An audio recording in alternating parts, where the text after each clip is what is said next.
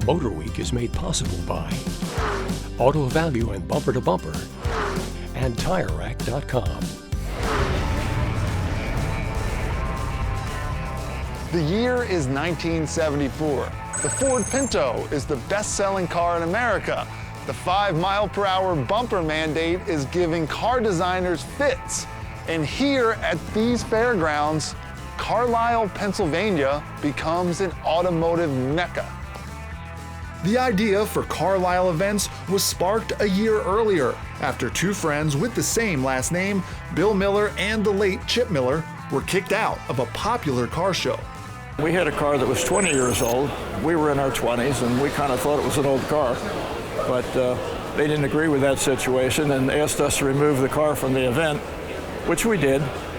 Knowing there were others just like them who enjoyed cars from the 40s and 50s, Bill and Chip each put up $500, and the post-war 74 car show was born. But it needed a home. Actually, we rented the Carlisle Fairgrounds because it was the least expensive place to rent. And it just was the ideal location. We just didn't know any better in 1974. Carlisle immediately became a magnet for car nuts in the Northeast, including us. But as we found, people were coming from places much further than Owings Mills, Maryland. Where are you from in Australia? Well, New South Wales, that's a state there, and we play around with cars too much of the time. When the Carlisle Fairgrounds suddenly went up for sale in 1981, Bill and Chip formulated a business plan and officially became owners of the property. We were perfect for each other to go into business because he liked to do all the paperwork end of things, and I liked to be out with the people and mingle with everybody and talk to everybody, and so it worked out really well for us. He was behind the scenes in the early days with a lot of things. Chip was also a Corvette connoisseur, so in 1982, he spearheaded a new event. Since 1982, Carlisle Productions has put on one of the most exciting all-Corvette meets anywhere.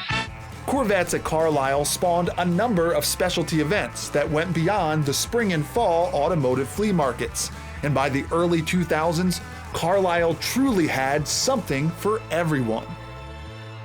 Unfortunately, Chip Miller passed away in 2004.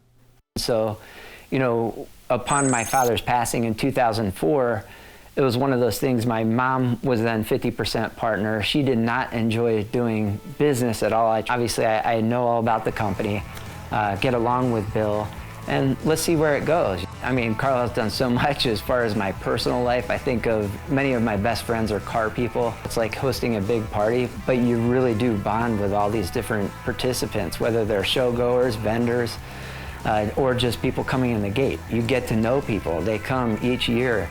We've been coming here since 1974 as a vendor. My whole family was into cars. My father had all kind of crazy cars since the 50s. And you meet the nicest people. It's not that I sell a whole lot and make any money, but you meet people and it's great. It's a great atmosphere. Men, I've been coming here since I'm 20 years old. And now I am 65, 45 years later. It's a great event. It's one of the greatest ones in the whole country. Carlisle Events now hosts more than a dozen annual shows, which attract over 500,000 people. And backdropped by the fairgrounds' new historical display, Bill seems to know every single person. I'd love to see another 50 years, but I know I won't. But Lance, my partner's involved, my son's involved, and I'm hoping that they can do the 100th anniversary with MotorWeek.